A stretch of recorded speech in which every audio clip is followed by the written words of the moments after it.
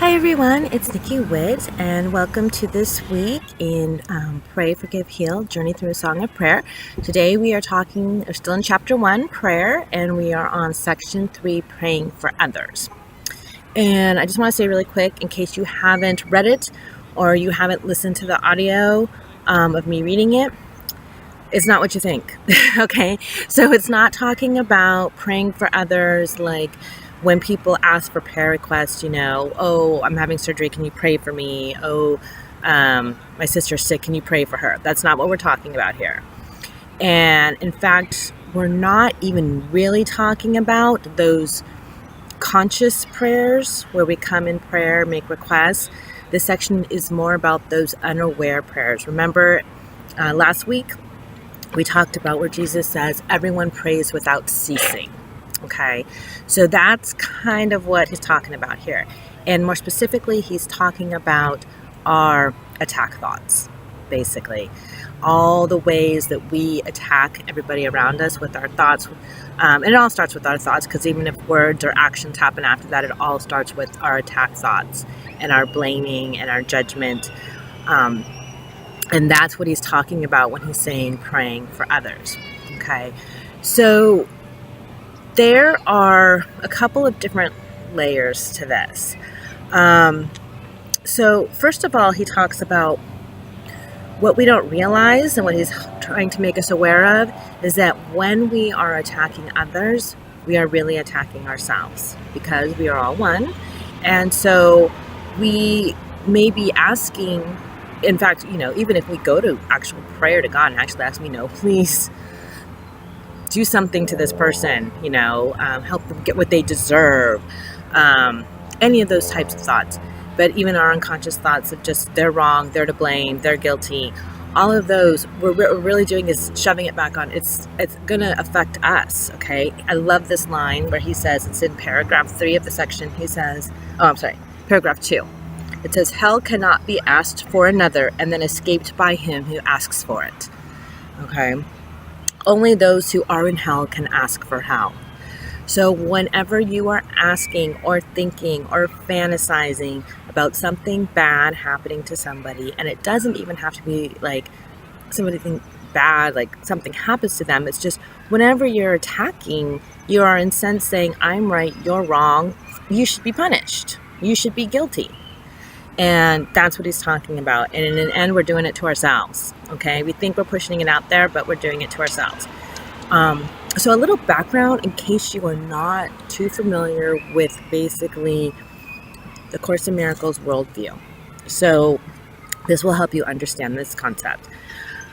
So once upon a time, although time is not even real, but sometime long ago, when we were all one with God, just God consciousness, just love, there crept into our mind a tiny mad idea. And this tiny mad idea was that, I wonder what it would be like to be separate from God. And in that moment, it says we forgot not to laugh, because we should have just said, why would we want to do that? That's silly. But we pondered it. And in that moment, in that split second that happened like this, everything was created. This whole world was created. We created separate bodies. We created everything that's keeping us separate from God, this whole world, everything. And and we felt guilty about that. It was kind of like, oh no, what have I done? It's kind of the prodigal son story in the Bible. We went away and we thought, oh my God, now I can never go back. I'm going to be punished. And so we have this unconscious guilt inside of us, okay, that we feel like we did something wrong, we separated from God. But in order to deal with that unconscious guilt, to make ourselves feel better, the ego has convinced us that we can just push it onto other people. So by seeing everybody else as guilty, as seeing everybody else as attacking us, as seeing the world as things are happening to us, we are attempting to push our guilt onto other people. Okay, so in this section, Jesus talks about this is the first awareness. You have to become aware that that is what you are doing, and you need to stop it. Okay, so you need, and it's It's simple, but it's not easy. So you realize that you are pushing your guilt, pushing your blame, pushing all of this onto other people so that you can have a miserable experience, basically, here in this world. Because our ego has convinced us that we want to have a miserable experience because we're guilty sinners and we need to be punished. So, okay, so that's the first part. And Jesus even says in this section that once we become aware of this, we might retreat into a lot of fear, because then we say, oh my gosh, it is me. I've been doing this. Look how bad I am. Look how guilty I am. I've done this to everybody. Oh my gosh. Okay, but here's the next level. It never happened. There is no reason to feel guilty. What we feel guilty for separating from God, it was like that. And over an instant, it's done. It's been over. There were no effects of it. Nothing has changed. We are still one with God. God still loves us. We're still the Son of God. Nothing in truth has been affected. Therefore, there are no consequences. Therefore, there can be no cause. So it never happened. There was no reason to feel guilty at all. It's not exist, okay? And that is how we come to God, knowing that we are innocent children and we have nothing to feel guilty for. So that's the premise. So hopefully maybe that may can explain it a little better and let you see how we've created this world and how we've done it to ourselves. I want to talk about a little bit about this section because I think every time I read this section, it becomes more, I can see it more in my own life.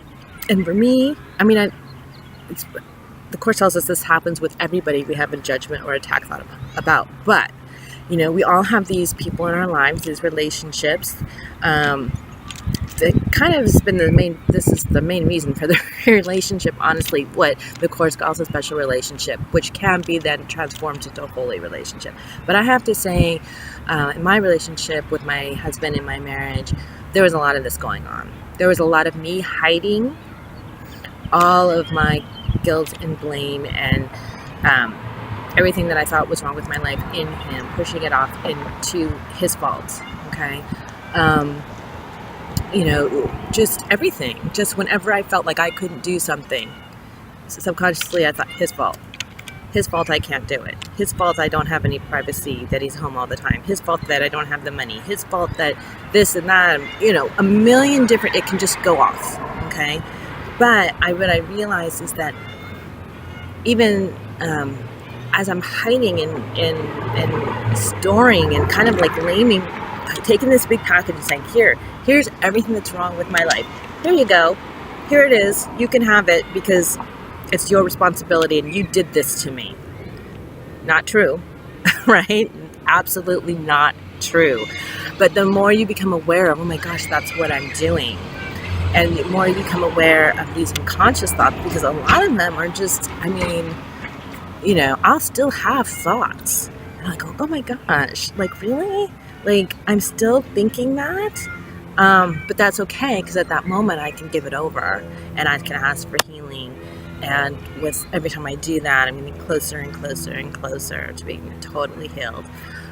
So I think, in our special love relationships, in the relationships we have with our parents, because how many times do we blame things that we think are wrong with us on our parents, right? Well, my mom said this, and so this affected my whole life.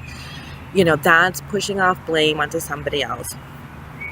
So at the end of the section, Jesus then goes into talking about, again, the prayers of asking for things. And he's saying, realize that anytime you are praying and asking for anything of this world, health, relationships, let me see exactly what he says here.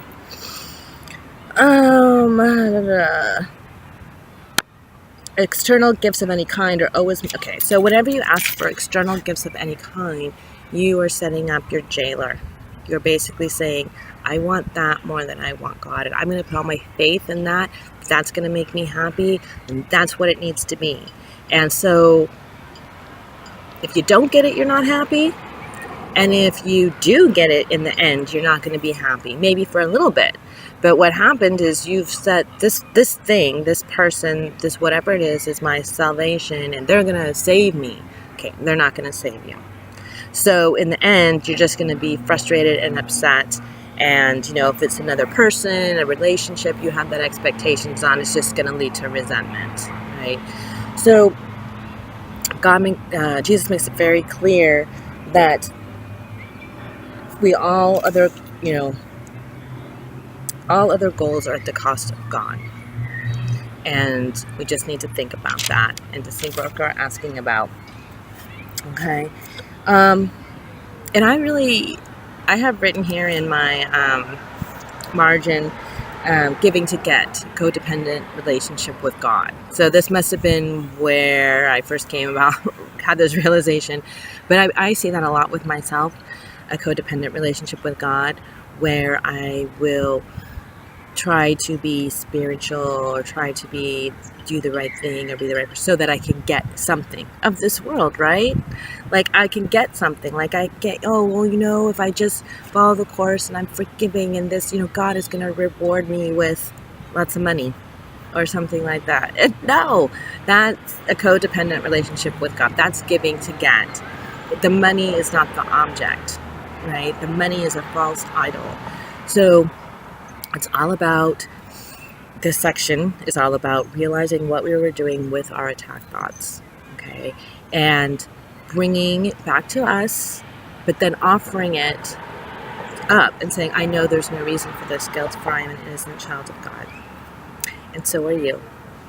So that's it for this week. Next week, we're talking about praying with others. So we'll see what Jesus has to say about that. Love to you all. Have a great day.